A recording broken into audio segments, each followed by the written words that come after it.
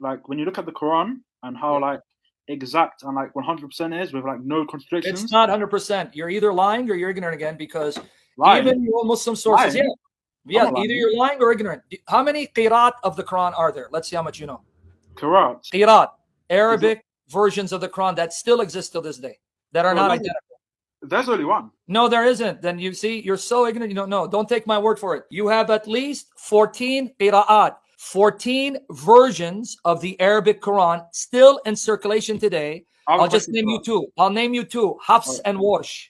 All right, I want to say something on that. Okay, if that's true, then how comes Muslims read the Quran in the same language and in the same way when they're praying? No, If they it's like don't. denying. What the Muslims are reading today is the 1924 Cairo edition of the Arabic Quran that was standardized by Al Azhar. You don't have any copies before 1924 that's identical to the Arabic you're reading today. So they're reading a printed Arabic text that was only standardized in 1924. So you're What about wrong again.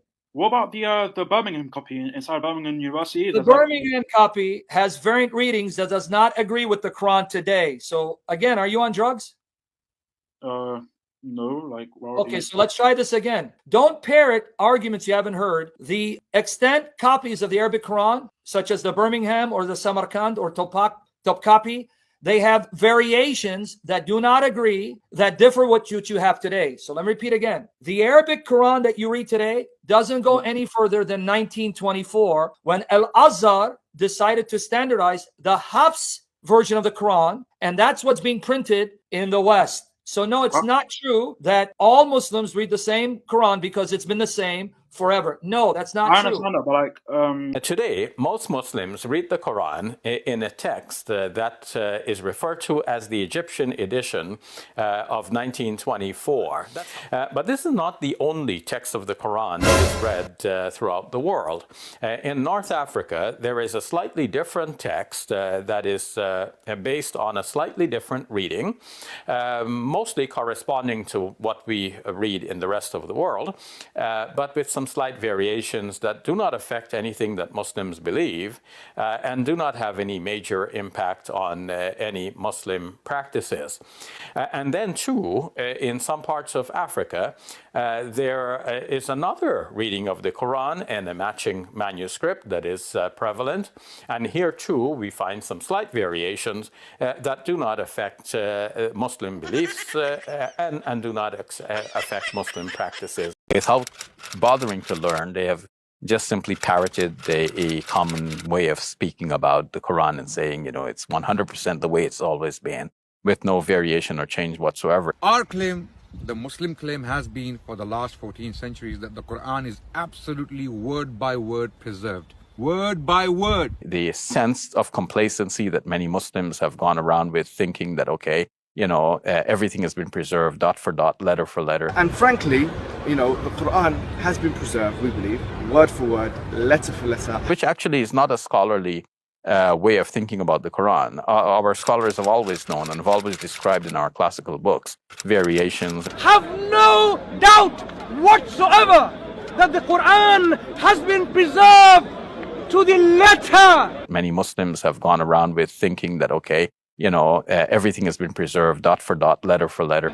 To the dot and to the sound when we talk about this. They have just simply parroted a common way of speaking about the Quran and saying, it's 100% the way it's always been, with no variation or change whatsoever, which actually is not a scholarly way of thinking about the Quran. Our scholars have always known and have always described in our classical books variations. Their Quran is exactly the same.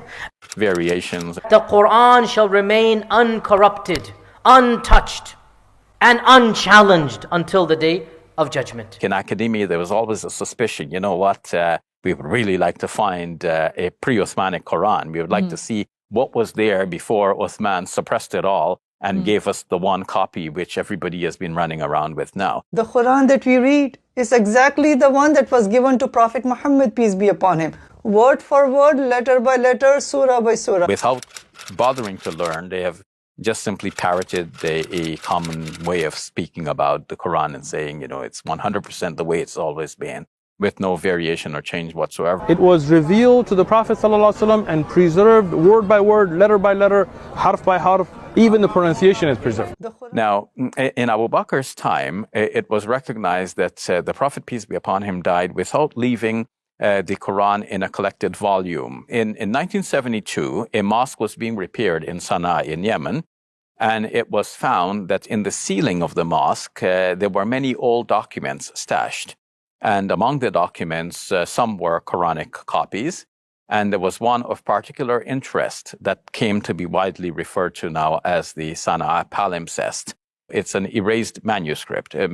So somebody had a manuscript, they wrote on it, then erased it and wrote something else over it. The lower text shows some significant variations. There are variations of words, and sometimes the sequence of a verse, is interchanged there.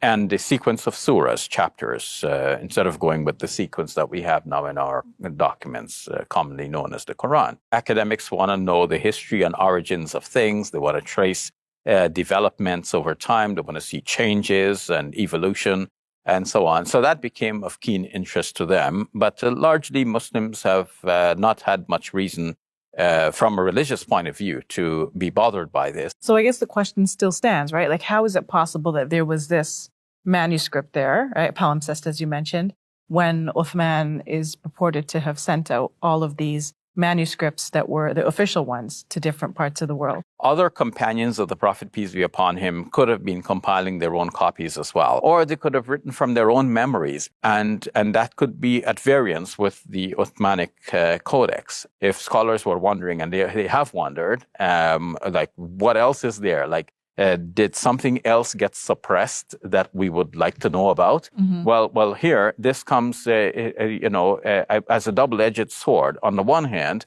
the sense of complacency that many Muslims have gone around with, thinking that, okay, everything has been preserved dot for dot, letter for letter, which actually is not a scholarly way of thinking about the Quran. Our scholars have always known and have always described in our classical books variations in manuscripts, like, it's read like this by Ubay bin Ka'b, it's read like this by Ibn Masud, and so on. And in the Codex of Ibn Masud, it was seen to be written like this. In the Codex of Ubay bin Ka'b, it was seen to be written like this with this or that variation. So these were always known in scholarly circles to have existed. But recently, average Muslims have just simply, without bothering to learn, they have just simply parroted a common way of speaking about the Quran and saying, it's 100% the way it's always been. And they cannot imagine any variations. So can we feel confident then that the Quran that we have now is preserved accurately from God? Yes, we could say,